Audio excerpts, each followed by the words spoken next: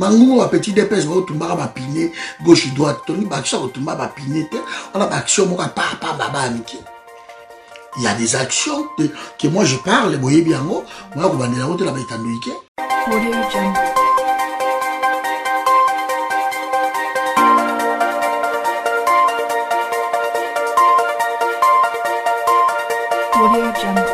Action, Zali. Congolais, tu dois apprendre à tuer pour ton pays. Tu dois apprendre à tuer pour ton pays. Si toi, le vieux, tu ne veux pas le faire, laissons nos enfants sont chargés. Alors mettons-les devant, qui prennent les devants.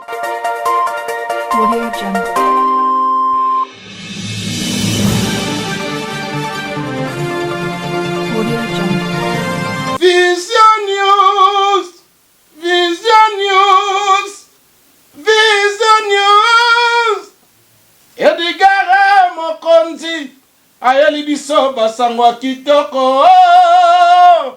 Na Vision News! Na Vision News! Toko yeba makambo ya badongolo miso na bato malamu nani etelemeli banani. Na Vision News! Bakolobela la biographie à Bastar nyonso ya mboka Congo. Notre cause est juste tokolonga Beze shida yo bapasi bisoko. Efongoli Vision News de tina génération future. Vision News. Vision News, abonnez-vous. Bonsoir, bonsoir Nabino surtout. Je vais prendre quelques minutes encore pour la suite de tout cela qui n'a moui. Donc je vais prendre quelques minutes pour expliquer. Quelques minutes. Partager, sur le coach, partager, Mbamoko. On va prendre quelques minutes. Il faut m'expliquer encore bien. Frontière, voilà. Ouais, Nazo, c'est là-bas partager. Merci. Séraphin, maman Françoise, tout le monde, merci à vous. Merci. Donc, coach on a groupe, hein. Coach on a groupe. Invité Batou. Vous allez comprendre encore le complot Oyo Salama contre la RDC, contre notre pays. Et Bissot Tourné, tout ça, awa. Tu y a complot, on a très bien. Tu y a que complot, ça, l'ambo, Bissot. Tu y a bien. Donc, Namo, il a expliqué qui, les psychos, pourquoi Oyo, il a expliqué le plus calme possible.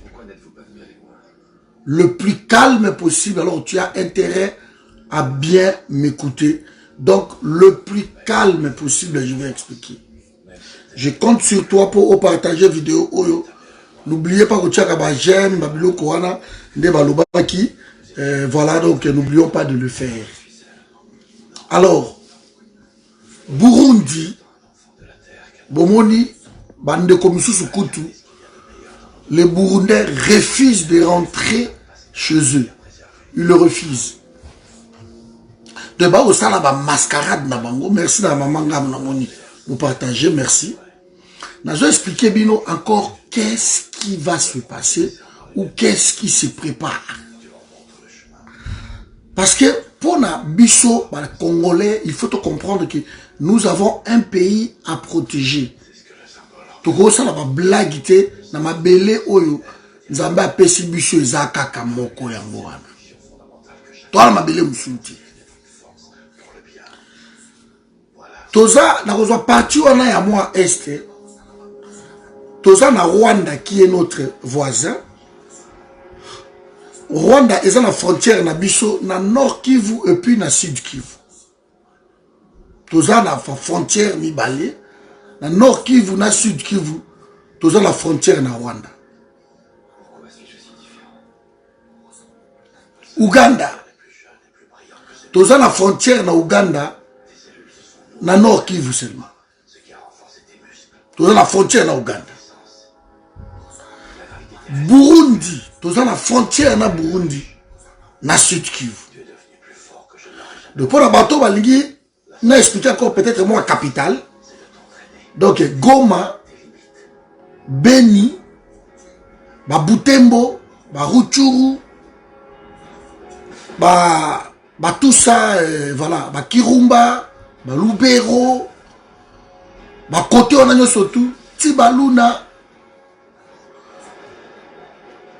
Ezalaka, même ba Kasindi, Ezana Nord Kivu, ba Kiwanja, Ezana Nord Kivu, ba Kabare, ba Bukavu, ba Uvira, ba Masisi, ba côté on a surtout, ba Lemera, ba Kanvimvira, ba côté on a surtout, ba plateau de Mitumba, ba Kamanyola, ba Kabare, tout est dans la Sud Kivu. Capitale nango kuna Bukavu, capitale ya Nord Kivu, tout ça la Goma. Maintenant, j'aimerais vraiment qu'on me comprenne très bien. Partagez vidéo oyo s'il te plaît. Kolingate bande ko wana ba ko kota, ba ko sa so bizaza na bango. Parce que là, on est en train d'expliquer. Les gens qui se retrouvent aujourd'hui na Goma, comme ça, pouf, babibi na Goma, oh non, baza ba Burundais, ba réfugiés burundais, baza na Goma au nombre de 1800 personnes. Chiffre officiel. Mais officieusement parlant, nous savons que baza plus que ça. Barose a jamais naba niniwana. Donc, biso, ba Congolais, il faut toye baba biloko wana pourquoi. Merci la bande ko bazo partager. Merci à vous. Donc, biso faut toye baba biloko wana pourquoi. Parce que nous avons un pays à protéger. Ces gens-là na complot na bango bazoya ko envahir biso. Biso tozoya ko protéger mboka na biso, c'est ça la différence. Alors, Burundi place ezali. Na côté Goma ezali, eza na sens mon côté. Na otangela bino ba mboka o eza na Rwanda, o eza pembeni ya Burundi. Et na otangela bino ba mboka oyo eza na Burundi, o eza pembeni ya Rwanda, o eza pembeni na biso. Vous allez comprendre que ba jewana tout de suite comprendre yango et faut totelemela yango. Eza remplacement, il y a ma population na Yendi. Bazozo bango, ce sont des Rwandais maltraités chez eux, mal aimés. Alors, Kagame lingaka bango te, bakimaki, il fallait bazonga, il a refusé. Il a refusé. Aïpsi bango, ibo vanda, bo garder bango, je trouverai une place pour eux. Alors, comme baza impropre, baza malamti, namboka na bango, alors il leur a trouvé la place na RDC. Et on veut tout simplement le remplacer là-bas. Bandeko nangai. Na frontière ya Rwanda.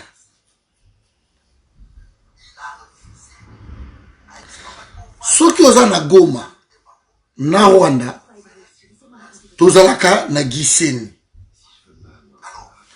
Gisenyi eza pembeni wana. Même Mutunda eza pembeni. Akomi yango Mutunda apobimi Gisenyi et obimi Goma. Côté wana. Mais soki okei côté ya ba Rutshuru, oza na Ruwengeri. Wana eza na kati ya Rwanda. Rutshuru, Kiwanja, eza na kati ya Rwanda. Rutshuru, nini, Kiwanja, eze pa na biso. Avo koma na Balubero. Et so komi na Kiwanja na Rutshuru, omona parke na biso ebandi wana, parke wana ekota na Ruwengeri, ekota na Rwanda. Donc, ma partie wana, batu wana eza impossible, ba bima wana pour baya kokota na Rwanda. C'est impossible. Je vais être le plus calme possible pour nous expliquer bien. Donc, ce qui va se retrouver na Goma, il faut ça la soit bakotaki kaka na place mibale. Bakotaki soit na Gisenyi ou bien bakende kokota pa Ruwengeri mais na Ruchuru Kiwanja bazongi baye Kirumba baye kobima Goma. Mais c'est pas possible parce que Tolika qui toyeba déjà. Comment bimba la moko na Goma comme ça? Je vous dis de partager ces vidéos s'il vous plaît. Merci vraiment pour tout ça. Pour partager vidéo oyo. Et ça important. Alors, na Sud Kivu. Côté toza na Bukavu, toza na Kamanyola. Sud Kivu ne mouteza frontière na Burundi. Alors, Nangambo ya Sud Kivu, côté Rwanda, côté Oyo, tozana Ruzizi, tozana Nyagungu, et puis tozana Bugarama. Voilà côté Sud Kivu, donc côté Bukavu. Mais Sikoyo, voici ce qui devait se passer normalement. Je crois, ce qui vidéo non que malembe parce que ce qui peut-être Moutou a se trompé à Koki Koye Bisabiso que non, c'est une erreur. Bolimbisa, Bosalamou, c'est une erreur. Ce qui Moutou a se trompé. Reste là, regarde le film. Ce qui Moutou a se trompé. Donc, na ebisibino ba frontière ya Goma na Rwanda côté nord qui vous ndengizali. Alors, ma frontière pe ya Rwanda côté sud qui vous pendengizali boyokiam. Mais sikoyo biso na Burundi. Toza pe na frontière. Mais eza kaka na sud Kivu. Donc eza na nord Kivu ti. Comment les Burundais se sont retrouvés là-bas? Et soi-disant, bakimaki guerre. Ba se retrouver kuna na Goma mbala moko koma. Ils ont passé par quelle route? Et belé à Batundenge wana. A cher azala quitté. Il y a autre chose que complot eza mondial. Il n'y a que les Congolais. Partagez vidéo s'il vous plaît. Parce que la vidéo ya mayele. La vidéo il faut pas comprendre le monde ya ngoyo. Il faut comprendre manger ya mboka na biso. Alors tu dois la partager cette vidéo. Maintenant babilo koyo. Soki bauti Burundi. Ce qui va côté pas na biso directement. Baniga qui va kima soit par Kanvimvira bango baye bakomi na Gatumba. Gatumba est la province. Il y a Liboso, ce qui est tiki Kanvimvira est à côté na biso. Ce qui est Uvira, au tiki Kanvimvira, Mbalamoko au traverser frontière, au komona na ngambo koti na ville ya Gatumba, wana au koti na Burundi, bakokai kokota nde pa wana, mais bakoki jamais kobima na Goma Mbalamoko, c'est impossible. Alors, ce qui peut baza wana et pas na bango, ce qui balingi ba kima par côté oyo, frontière ya Rwanda na Burundi côté na biso côté oyo ya Sud Kivu eza Butare côté Rwanda, Kirindo juste côté Burundi. Donc bakoti wana admettons.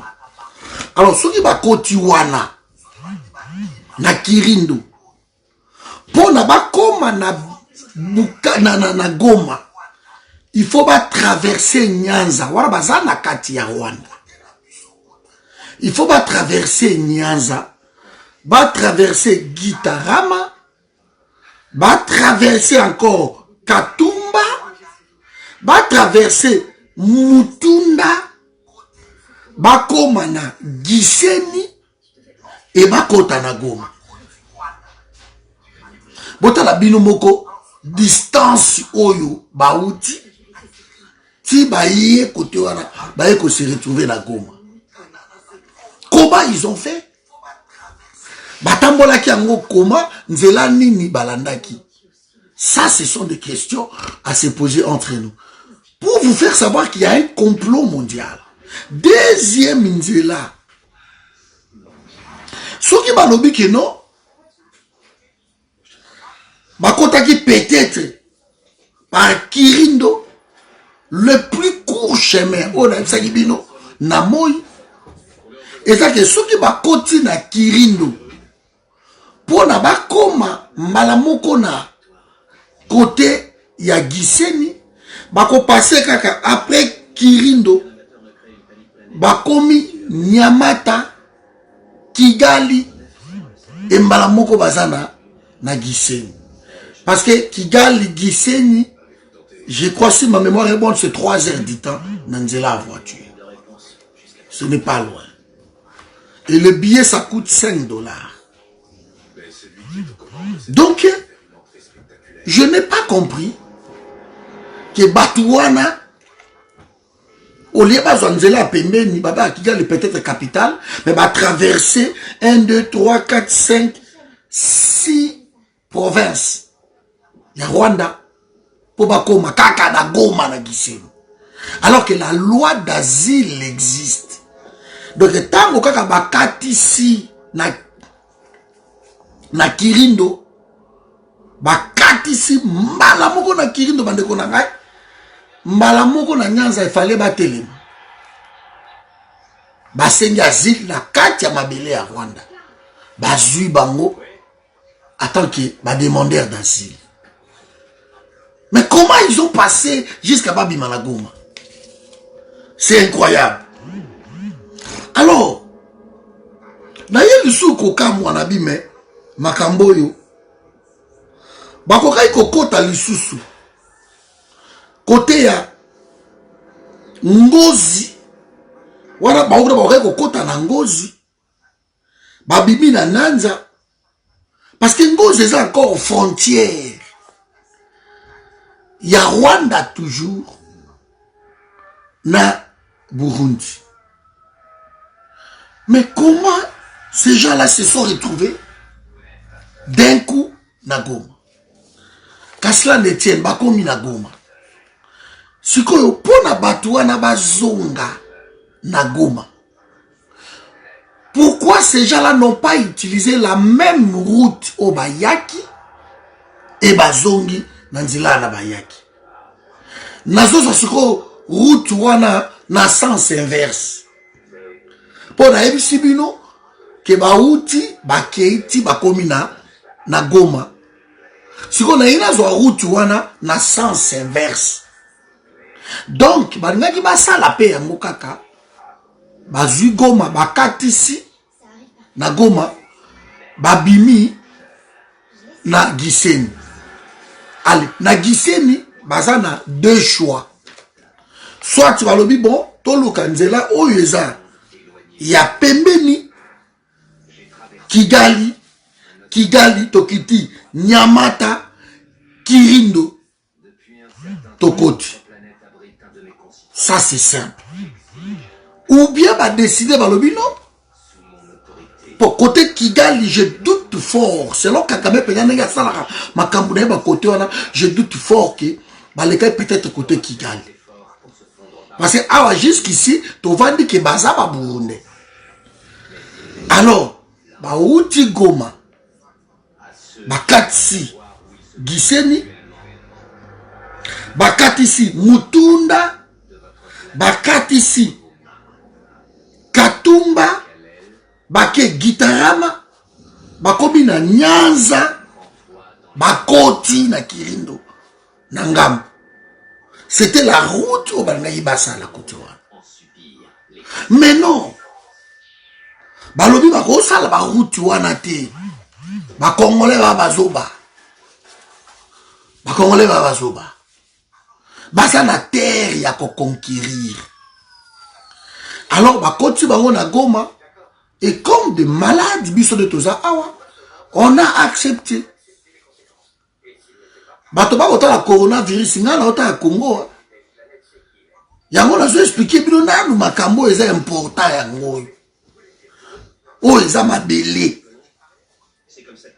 Alors, soki sikoyo bato wana pona bazongisa bango bozwi bato.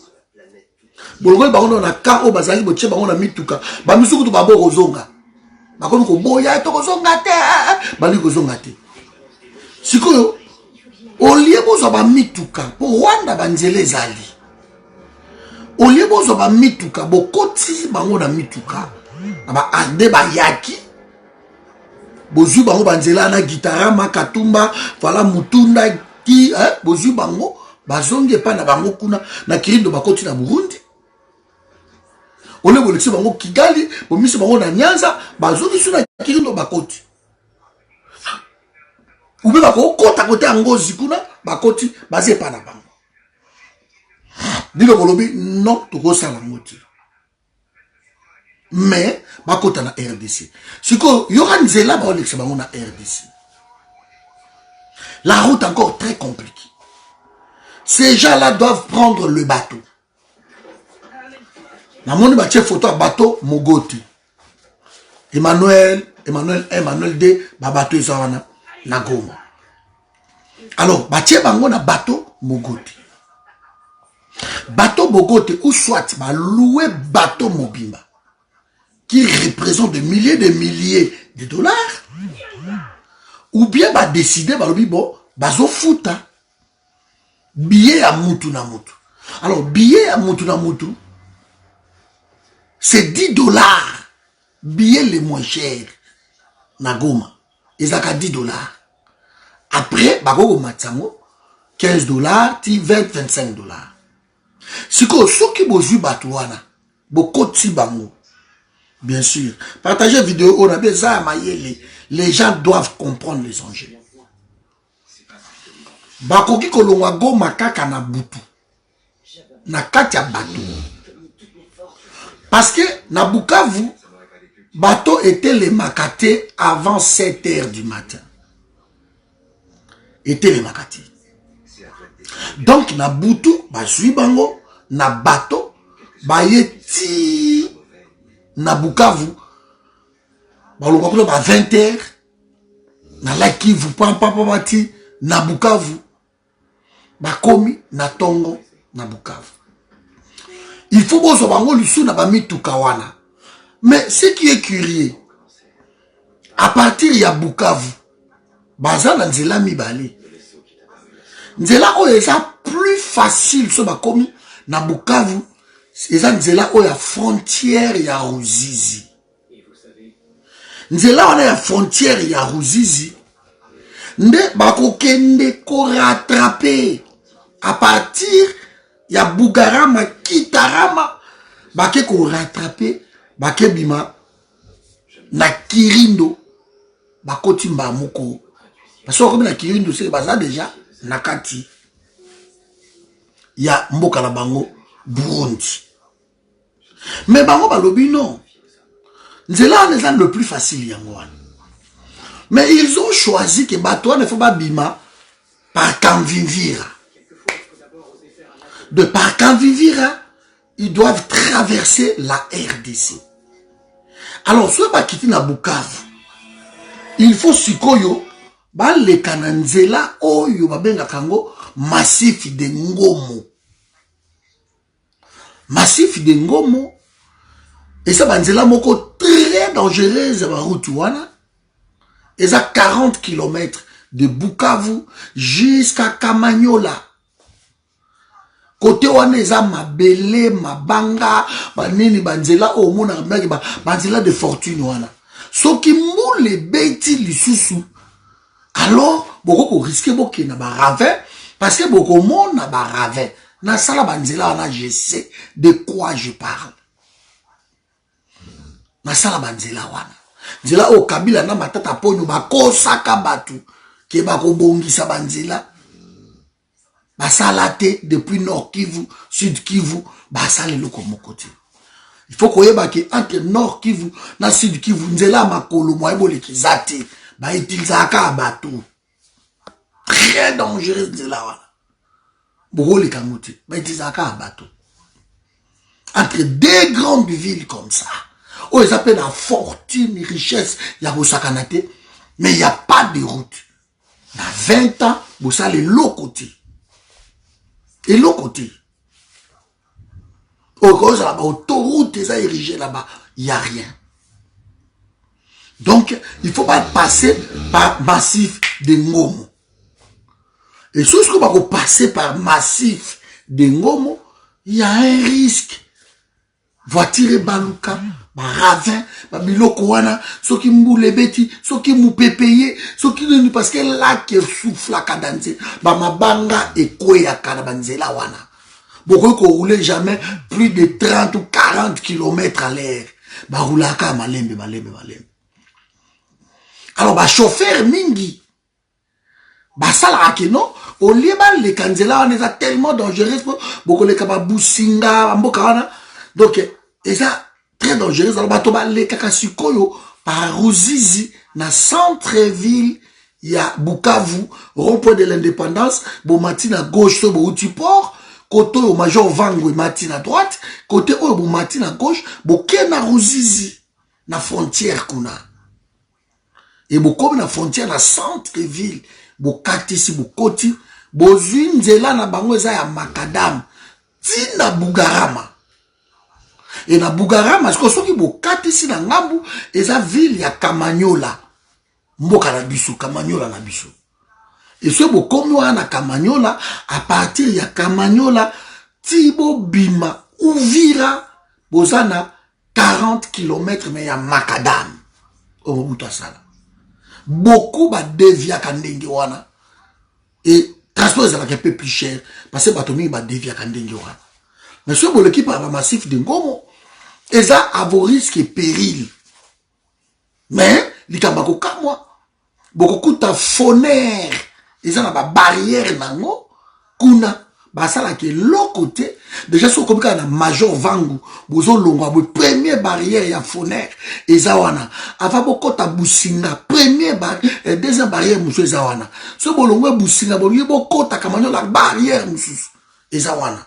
Au bateau, bazo futa, bambongo ya phonère. Phonère, c'est un fonds d'entretien routier. Mais ça, ranzila te. Et comme on est obligatoire, sur côté, bozo pesaka bambongo, ba péage de bangoana, mais ils arrangent rien. Ça, c'est vraiment révoltant, en fait. Donc, vous êtes obligé de leur donner de l'argent, mais eux, ils ne réparent rien. Alors, côté wana, celui qui est côté wana. Bakomi, na Uvira. Et c'est par là, so comme na Uvira, de droite boke Masisi, boke Fizi pardon, et bobaluki boju na gauche, boke kobiba na Kamvivira. Maintenant ce que trajet au bakusala wana nyo sotu. Qui c'est que ba okoma wana? Nani akomona ba oke bakomi wana? Parce que entre parti wana nyonso tuti obima ba Uvira ba côté plateau de Mitumba. Plateau de Mitumba ba de konama. Minembwe, Baraka, Fizi. Plateau de Mitumba comme capitale Uvira. Est-ce que ça remplace la population? Moi, je serais curieux de voir les images. Ya batuwana bazako kati sa Kamvivira.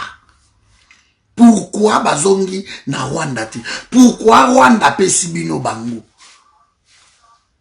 Je doute fort que ce sont des Burundais. Je doute fort. En tout cas, ma doute les a permis, j'ai des doutes. Je soupçonne que Batouana, ça va ignezi. Ça va ignezi. Et il fallait qu'on côté Sabango, na ba terre wana, ou va conquérir par les armes. Voilà la situation où ils ont prévu dans l'Est de la Bichou. Donc nous sommes en danger. On est en train de peupler chez nous. Bazo bimisa, bazo tia batu na bango, bazo sala ba remplacement ya ba population. Alors que biso na nord Kivu, biso na sud Kivu, ceux qui te veillent pour na bandeko na biso wana nyoso tout, Congo eko réussir. Pour sundo la bango te tolo bakeno, baza na Kivu kuna, to sundo la bango te bandeko. Ce sont des Congolais. Et comme baza ba Congolais, biso tout il faut to bunda pona cause wana, on peut pas se permettre que mboka na biso kabwana miki. Est-ce que Bolandi RTNC bazolo beloko moko?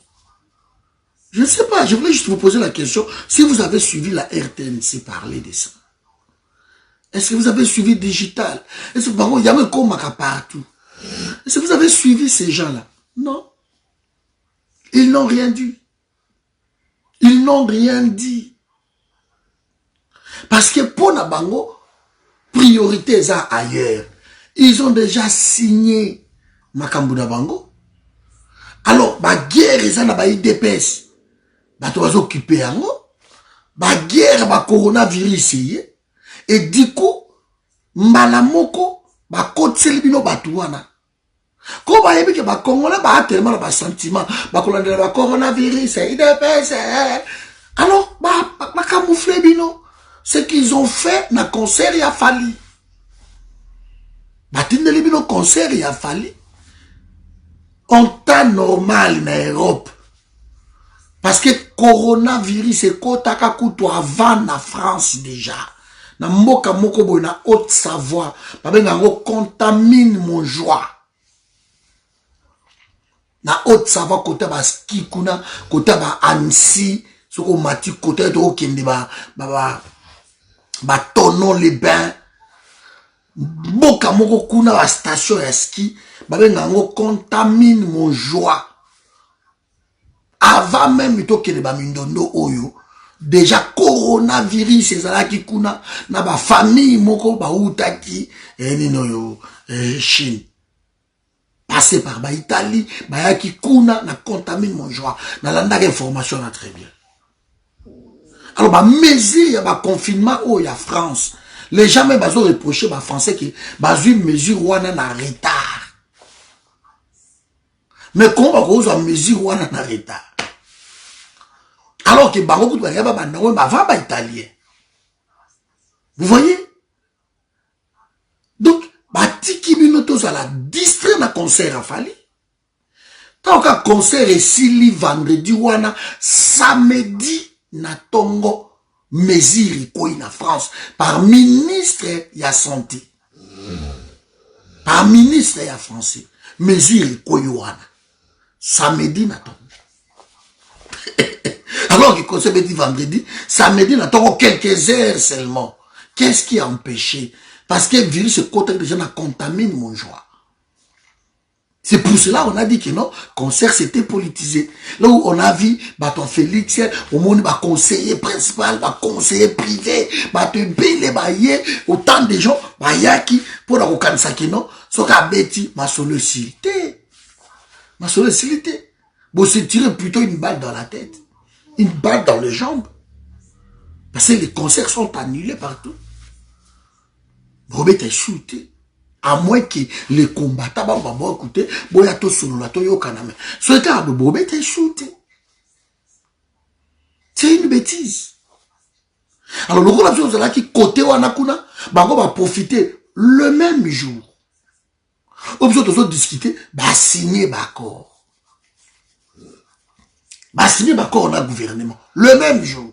Ils ont signé avec le gouvernement. Bino bo discuter koto. Bango bazu 10 résolutions na bango. Et kotaki les 18. Les 18, bah koti 10 résolutions parce que bango babandaki les 15, le 16, le 17, parce que là qui 3 jours il y a conclave na bango. Et 3 jours il y a conclave na bango sur la centre Nganda. Bah bimisi 10 résolutions.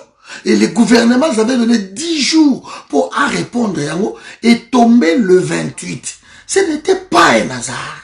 Et comme les enjeux mondiaux si vous voulez, et ça n'a quoi wana ya Est la République. Il faut pas comme la bango ba pesa bango. Mindele boyebi bato ba diriger comme ça le monde, ils sont prêts à tout, à tuer même pour na ba réussir, ba redresser le monde na bango. Ba Wall Street Center, boyebi et Utawapi. C'était pour la famille Bush va garantir pétrole pendant 50 ans réservé à pays na bango. Et ils étaient prêts à tuer presque 5000 personnes. Ils en ont rien à foutre. Dynastie Bush, et ça parmi 10 familles les plus puissantes de la planète, où est déjà à Mokili, bango baza côté pétrole. Comme à Rothschild de baza côté ma banque. Comme à Roosevelt de baza côté, je crois immobilier. Ils sont comme ça, ma famille Yohana. Ils dirigent le monde. Alors ils n'ont rien à foutre. Bah bon, on va Congolais dans 4 concert, parce que ce n'est pas leur problème. Et on était plongé là-bas, la distraction, côté Oyo, bah signé ma kamvu d'avant. Lelo Oyo, coronavirus et pays, bah tout corona, l'oligue, il dépêche, bah côté les binobat. Bah côté les binobat. Et tout ça qui est dans la succession, il y a des événements. Et ces gens-là, pendant la route, là, on est bazoya, bazo déposer à bango dans le village. Vous allez voir. Vous allez voir. Bazo déposer à bango dans le village. Moi, je serais curieux de voir que Banzela Oyo na Tangelibino pour avoir vécu longtemps en Europe, na Kendaka Europe, donc na Yebi, pour avoir vécu longtemps na Est de la République, bah, Ouganda, Burundi, Bamboka, wana surtout, Rwanda, tout, Nakenda, Bamboka, wana, GC, yango na tangeli bino banzela oyo eza naturel, oyo ok, boko koza bangunda, ba ozonga na mboka na bango. De toute façon, c'est un rapatriement. Et ça, rapatriement, donc, c'est, bah, on passer par Congo, donc on a ba qui na Rwanda. Et ce, c'est un rapatriement. Il fait pas quelqu'un na Rwanda. Parce que, bah, côté d'abord, ou par Kirindo, so, bah, côté par Kirindo. Mbalamoko, Bokoti Kirindo, en face, vous avez Nyanza. Na Rwanda, vous demandez là, on vous fait des na Rwanda. Na Nyanza. Mais Boko passé, Bokoti Kirindo, la Burundi, Bokoti Mbalamoko, Bobimi Nyanza, Bobimi Guitare, Bobimi Katumba, Bozo continuer kaka, Boleki Mutunda, Boleki Giseni, Bokota Goma. Ah non. Ah non. Ah non. Et ça, pratiquement, ça va impossible. Ah non. Donc, je suis contre Babilo Kouana. Je suis contre Babilo Kouana. Donc, vraiment, mes amis, tous à quand même, Batu O, Baligimbo Kanabiso. Donc, Tobunda. Alors que Nzela, Moussa Zagi, nango simple. Bah, quand tu vas écouter, tu vas continuer à Kirindo. Ah, bon, continue à Kirindo. Eh, mais c'est bien. So, bon, continue à Bobi Nyanza, Bokati Kigali, Bobi Kienini, Nzela Moukousse Yangoana, Bokoti Mbamoko. Mais bon, ça, la route, moko panoramique. Panoramique. Quand on va bateau, ba risque, wana, banzela, wana, ya mabe, boye, bien, ngope, banzela, neza, mabe. Alors, vous prenez de tels risques. Quand vous, que nous, binsobango, na kanvivira, ba kota gatumba, ba, non! Non! Non, moi, je refuse ça. Je refuse. Donc, les abagés. Alors que Bisso, le sud Kivu, na Burundi, tous à la frontière, ti. Ce bateau la Kima qui guerre, ben ba côté pas na Bisso, na sud Kivu, ben ba tonda. Ben ba tonda côté ba Kabare, côté Oyo, ben ba tonda côté Oyo, côté ba Uvira, ben ba tonda. Ben ba tonda. Donc, c'est un complot, Euzo Salama, contre notre pays, hélas. Hélas, tous au monde en côté. Hélas, tous on dit hélas, nous sommes trop distraits. Dans la biloko moko qui ne dit son nom. Et notre pays est condamné par notre distraction. Maintenant, trouvons un moyen, mais tokoyi ko tia ba mécanisme nini. Tokoyi ko yokana ensemble pour tout ça là quelque chose. Et nous savons, mes amis, ce qui tire le ficelle na pays wana bazana kisasa. Nous pouvons arrêter ma mascarade. Nous pouvons, parce qu'il suffisait seulement que bakoma bakote wana, parce que ça c'est le scénario. Parce que bakoma ya pe bakomi la frontière et les Burundi refusent leur entrée. Est-ce que vous avez pensé le scénario wana? Parce que le coup là qui Rwanda, il fallait pas kota kana Rwanda. Bazo non boko kota te pa na biso, vous restez au Rwanda. Mais qui vous dit que neye ba bimi boy, ba ke ti ba komi na Burundi et Burundi alobi na bango bokota. Ces gens-là peuvent toujours obliger que ba kota te, que ba komi pe Burundi refuse leur entrée. Babi non, nous allons procéder d'abord par l'identification. Il y a bateau oyobaye. C'est leur droit.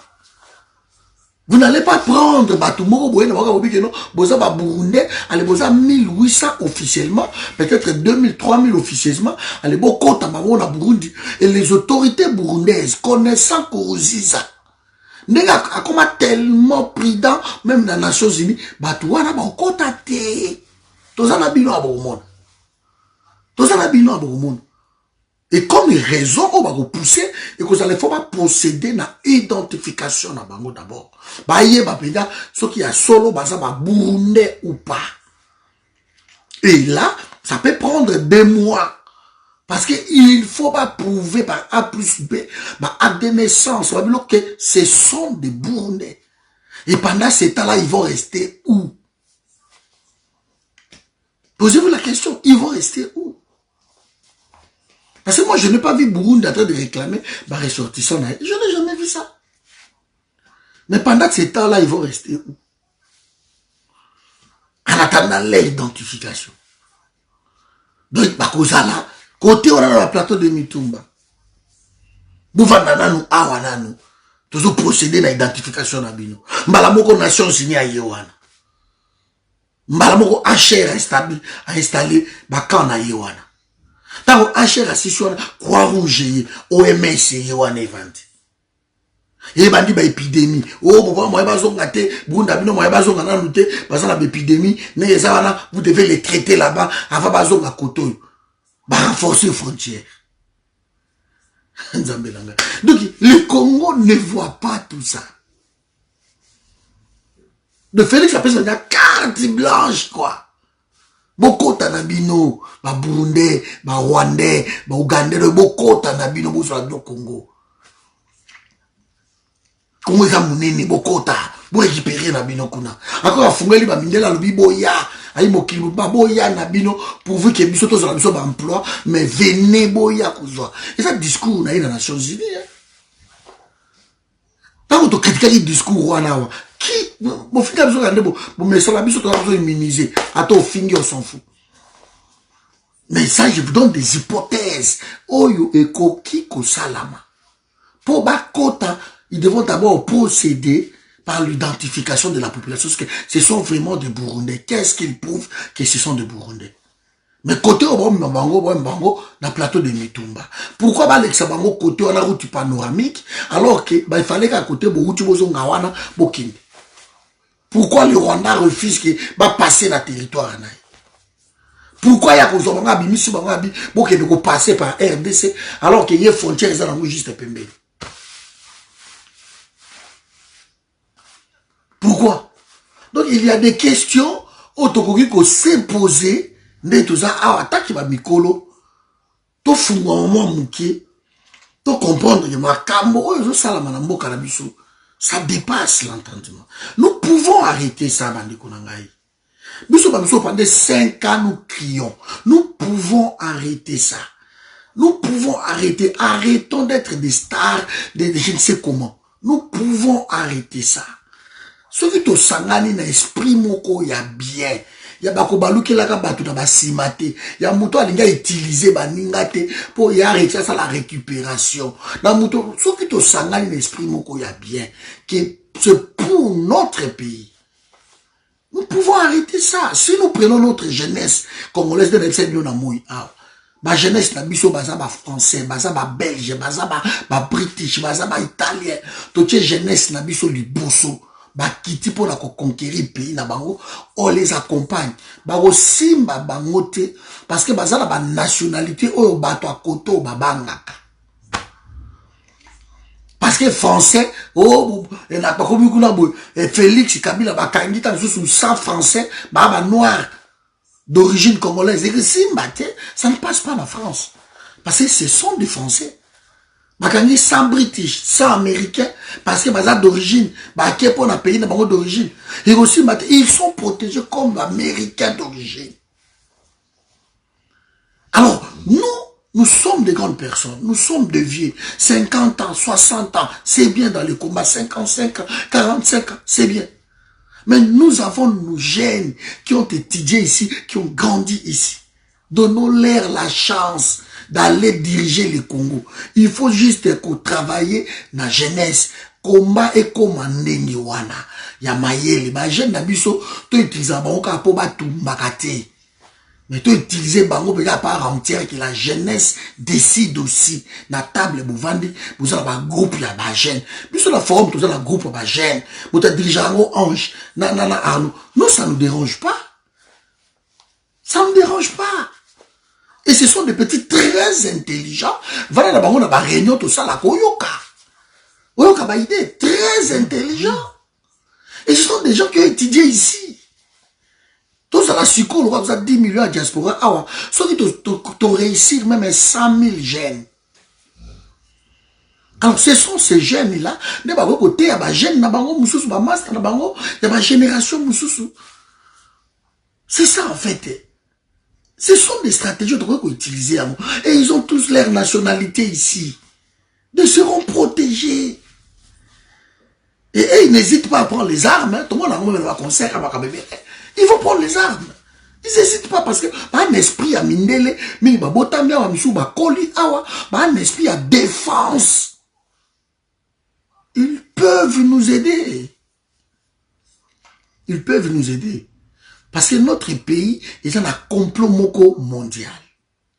Et un complot mondial, si nous n'utilisons pas la jeunesse congolaise consciente, ben nous allons baver, nous allons continuer à faire des vidéos jusqu'à ce qu'il soit couillard. Voilà donc, la cinquième vidéo, merci de ma partage, c'était magnifique. Donc, vidéo, tout ça, on a 4 heures. Si quoi déjà après, c'est ma 4000 vues. De bateau, ma partager, c'est incroyable. Vidéo, tout ça, mais c'était aussi trop rapide. Alors, je voulais revenir dans le soir, Oyo, pour expliquer ma frontière, Wana, calmement. C'est ce que je fais. Et le roi a expliqué calmement. Allez-y maintenant réfléchir na quoi na yo. Est-ce qu'il faut l'unité ou pas? Parce que si chacun croit qu'il faut libérer Congo, alors là, moi je mets ma main à couper.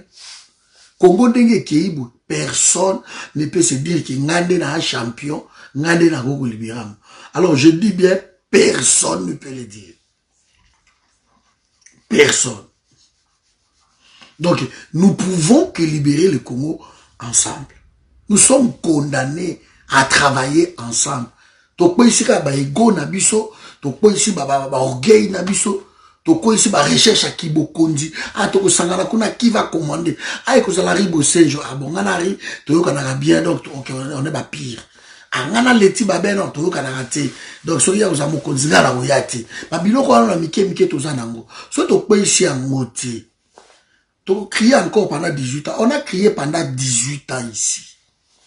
Kabila est là. Les gens disent que non. Oh non, mais pendant 18 ans, quand même, on a réussi. Il y a qu'à écarter Kabila, Félix Azan en tête à pays. Mais non, on n'a pas écarté Kabila. Pendant 18 ans, tout ça tellement qu'on criait. On a plutôt renforcé Kabila. Kabila comme un rôle, il y a Ayatollah Ali Khamenei. Le guide suprême. Même Félix Abassa, la quoi que ce soit signé, il demande au guide suprême. Il est devenu comme ça. Il est capable d'être guide suprême. Hein? Donc, ce sont des choses claires. Il n'y a pas à chercher midi à 14h, c'est ça. Kabila komi na rôle wana. Donc on a renforcé, mes amis, ce besoin rêvé. Parce que ceux qui t'ont réussi à écarter Kabila, pourquoi le t'as obunit encore Félix? Pourquoi t'as obunit Félix? Parce qu'on a compris que non, Kabila s'est caché derrière Félix. C'est ça. Donc pour nous, le combat continue. Maintenant, adoptons ma règle Moussoussou. Adoptons ma bloc Moussoussou. Donc vraiment, je suis content de comprendre que les Congolais, partout côté Bazali, vont comprendre Malé et Malembe. Et les choses vont bouger. Les choses vont bouger. Si pendant 18 ans, on a réussi à mettre les traîtres dans la place, donc pour moi, Patrick, on a échoué. Je vous dis clairement, il ne faut pas se jeter de fleurs comme ça. Félix, elle attend qu'il traître. Donc, quelque part, biso surtout diaspora, tous ceux qui bougent, mingi derrière, ma politicien, regardez Fayoulou, il est où? Imaginons qu'il y a un président de la République, à qui est en États-Unis. C'est normal. Qui est fait Fayoulou en Europe par des conférences? Est-ce que biso penza de tout ça, tout ça a besoin de conférence de presse à Martin Fayoulou? Ba dîner naïe, il y a une explication. Est-ce que nan yaye bien moti? Qui ne laisse pas. C'est plutôt au Congo, on a besoin d'aller, donc on a une période du oh, mais il est aux États-Unis à Kangamiko. Bon, on m'a dit que non, à Kogi peut Kobima, on s'en ganaï. Ben oui, mais bah dîner surtout. Les États-Unis nous donnent un paquet trop loin. L'autre papier, rassemblement à 10 personnes interdit. Et il parle jusqu'au mois d'août, octobre. Nous sommes en Belgique, on a lobby à 12 heures, tout le monde confinement en Belgique. Air France, Bruxelles Airlines, annulé vol à 90% à flotte, c'est annulé. Donc, il risque de rester longtemps aux États-Unis, sauf qu'ils ont quitté Mikolo. Parce que Congo peut pas tout le monde peut pas faire la zone donc na batu na ba plein na ba lukuta oyo bobu allez pas question de plein ba sur l'aéroport to lingité ou bien on interdit ba vol. On peut faire pour lui. Parce que bango dans le Congo ils n'ont rien à foutre de la population. Ba avion quitte ou pas, bango ba millions na bango ba liaka na bango. Ils n'ont rien à foutre. Kingaka tu produit tout, ba maki, ba soso, ba nyama, ba lo soso boye ba ngote. Qui n'a qu'à tes affaires, mais à mon nez. Ils ont produit, comment on peut on a ça? De pouvoir prendre mesure, et qu'on garantit, mais 6 mois à qui bien, va revoir la maman. Les peuples vont continuer à souffrir. Comme nous avons un peuple qui ne fait que crier, ils vont continuer à souffrir. C'est tout. Nous pouvons arrêter ça. Là, ça contre Martin Fayoulou. N'a pas tourné à la zone parce que ça quoi apporter et l'autre côté. Et ça quoi apporter. En tout cas, pas en Europe, c'est vraiment. Pas chez nous, même les États-Unis, je ne crois pas. Nous sommes suffisamment outillés comme ça. Toyebi, qu'est-ce qui s'est passé?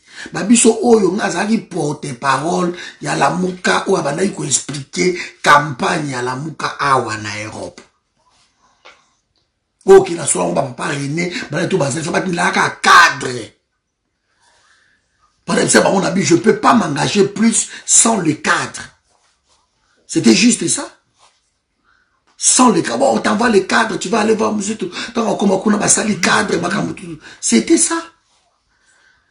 Donc, on a expliqué clairement la campagne. Toyebi, qu'est-ce qui s'était passé? Tout ça, Toyebi, yango. Bon, après le pauvre,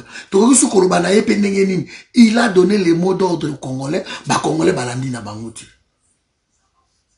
Parce qu'on peut aussi reprocher Fayoulou de l'autre côté total là aussi. Il a donné les mots d'ordre aux Congolais. Na F Bazaï, tu appelles ça mot d'ordre. Congolais va mis le bazone na bango, vaille na bango.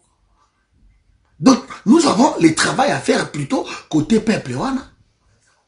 Laissons ces politiciens, ne nous occupons pas d'eux.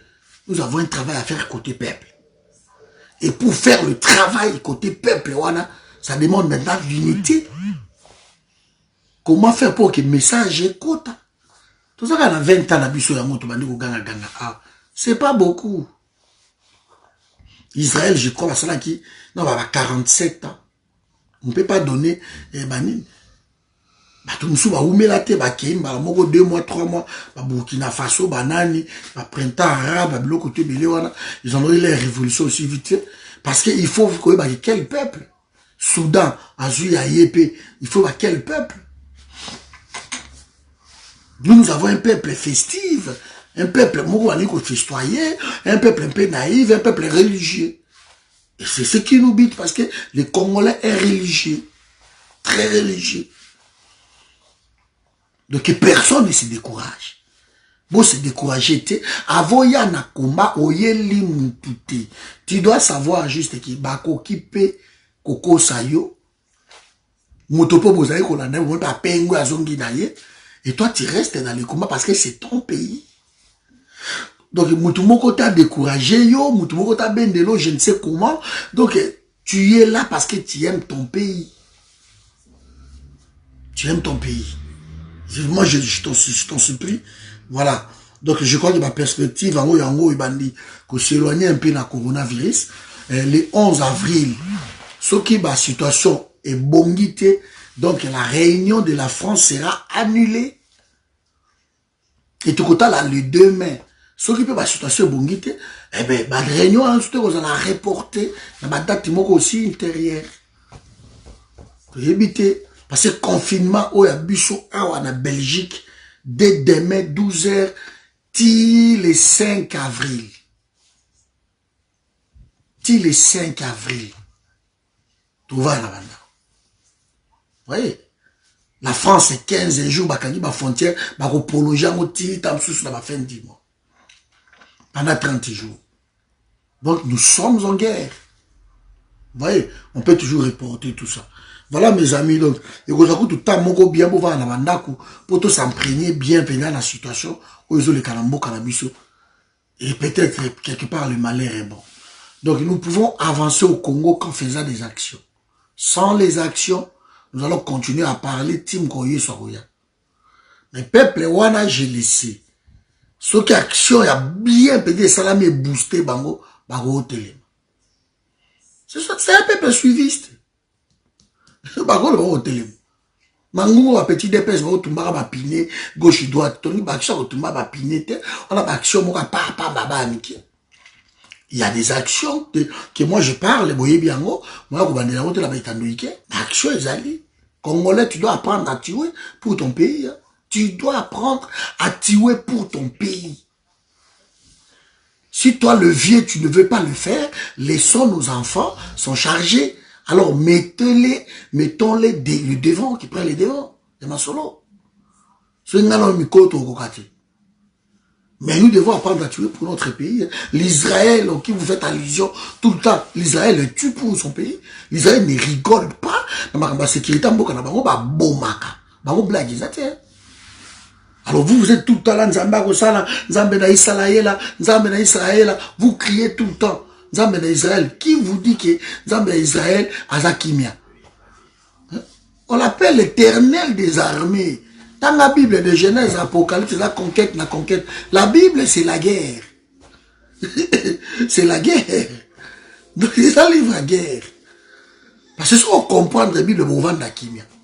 Alors, il y a certaines personnes qui disent, oh non, ça n'a rien à voir dans la libération à Congo. Nous avons des pays chrétiens en Afrique. Eux, ils ont évolué. Ils ont un modèle, il y a peuple, il y a biso, des amalamotés. Prenons le cas, il y a première puissance économique, le Nigeria. Le nord et le sud du Nigeria. Côté, ils ont plus développé dans le Nigeria, ils ont côté sud. Côté sud, ce sont des chrétiens. Et le nord, bah, Kano, bah, bah, musulmans. Donc, il faut arrêter de marginaliser. Quand on a bouc émissaire, Nzamba Bankoko, Nzamba Banani, tout. Mais Nzamba wana Bankoko, ce que vous avez Bankoko, la souba, la souba bundaka. Vous croyez Bankoko, ce qu'on va lamuka, pour baya ko bunda, non?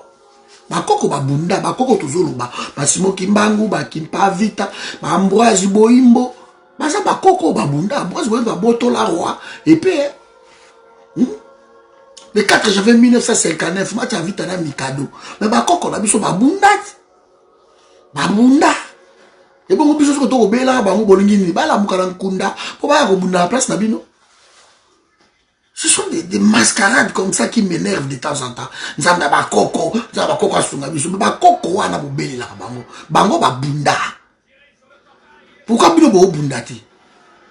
Hein? Depuis ce temps là, toko bunda te ba zo mone la biso, na ba ndenga ko kotse la biso batu, na ba terre na biso ko implanta ka batu. To bi to bunda te, to so be la ko nzamba bakoko, croyant que nzamba ko kita, apesi bato ba épée, apesi bato ba minduki ya blebo ke to bunda. Vous croyez à ça? Nous sommes en train de rêver. Nzambe bakoko, nzambe bakoko.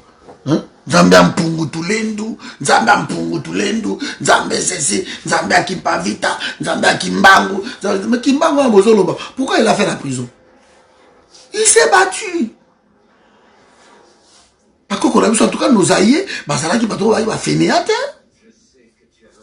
Aki ba fera ka koluba lobate, ba basali na ba action. Et ce bongi boye, la première action de Bango, et maintenant depuis 1825. 1825, il y a un impôt, il y a un impôt, il y a pas tout travailler pour 1825. 23, 25, il y a déjà révolte à Osakanate. En tout cas, après nous ici on crie, c'est comme si Bakoko là ba les lois les bailler bazoni sous bailler ba contre la baisse. Non. Nzamba Bakoko donc voilà après ça biso makasi to gunda. Ma après ça biso ka makasi ko lobate. Parce que Bakoko là biso ba lobate ba sala d'action. Ba sala d'action. Donc voilà ce que j'allais à dire. Parce que de temps en temps, il faut essayer de corriger un peu les tirs. Parce que les gens parlent souvent de ça. Souvent. Zambia Koko Sunka, Zambia Tulendu, Zambia tout. De boke kobunda wana boke marche ba Koko na biso bazana bino. Mais c'était pas des fainéants, c'était pas des branleurs. C'était les gens dans sa action. Et il y a tout le monde qui Congo, banda qui kitoko depuis après 1972, donc on est bandi mois par décadence. Tant Mobutu a eu cette aérianisation et on bête à Congo un peu moins ici. Voilà. Mais soyons logiques donc mes amis, le Congo restera un et indivisible. Donc tout le monde doit se battre pour son pays. Merci à tous Nebozala Kiwana. Donc je tenais à expliquer Babiloko calmement. Parce que dans moi, Toloba qui mingi, mais ça qui calme vraiment. Là, je tenais à expliquer les frontières de l'Est, comment ça fonctionne. C'est un bateau, Bauti Burundi, Bauti Uganda, et bien, Bauti Uganda va se retrouver Malamoko na Goma, Ngana Okamongo. Parce que Bauti Uganda va se retrouver Malamoko na Goma. C'est impossible parce qu'il faut pas passer par Bakasindi, Bimi Beni, Bakoti, Bimi Butembo, Lubero, Kiwanja, Kirumba, Uchuru, Babimanini, Ayokoma, Bamoko na Bunani. Donc il faut que doute méthodique quand même là. Moi intelligence moko boizala, to réfléchir, tout le monde appelle ma faisabilité, ma possibilité aussi. Comment ça peut être facile comme ça? Que les Burundais se retrouvent au bout d'un coup na Goma. Mais comment ils ont fait? Comment ils ont fait? Voilà mes amis. Nzamba pa mon abino. Bonne soirée. On est ensemble.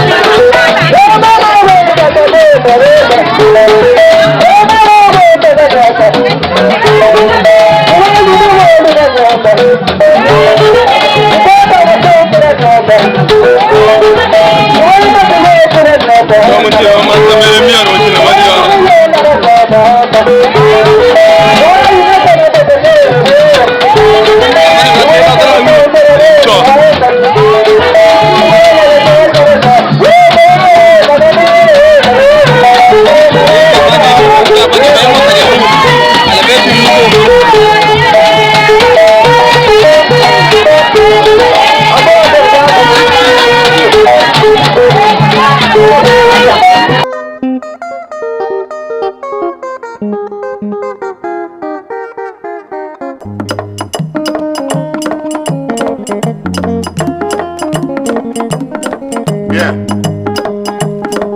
À des groupes de folkloriques qui n'ont voté.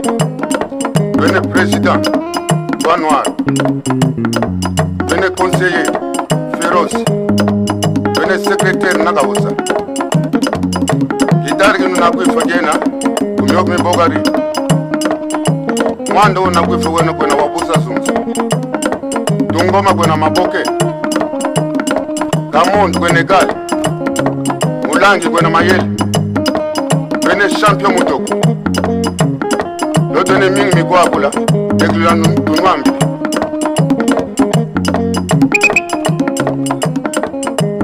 Manu muge, manu muge.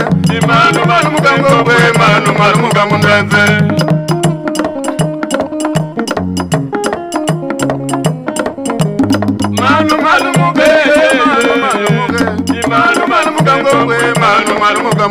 Ukeli malemba tegula duga dali dagige kwesa kuduga diboga sema no malumuga munwe manu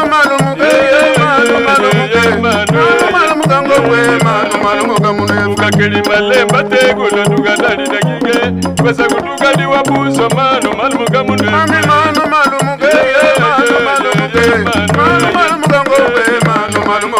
nakoma kolele wewe ma nakoma kolele ngombe manu malumuga munwe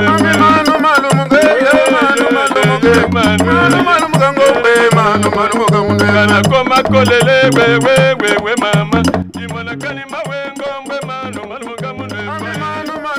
Bonjour, bienvenue chez nous chez Eswakar Export. Nous envoyons des véhicules et des conteneurs dans tous les pays d'Afrique. Nous sommes situés au 5 allées des Guyane, 93 240 à Stein. Les conteneurs atterrissent à Boma et Matadi. Vous pouvez mettre à l'intérieur toutes sortes de véhicules et de matériaux. Nous sommes situés près de Paris. Nous avons le T11, le 253 et le 270. Tout contact sera affiché en bas de l'écran. Nous vous remercions, venez nombreux, nous sommes à votre service.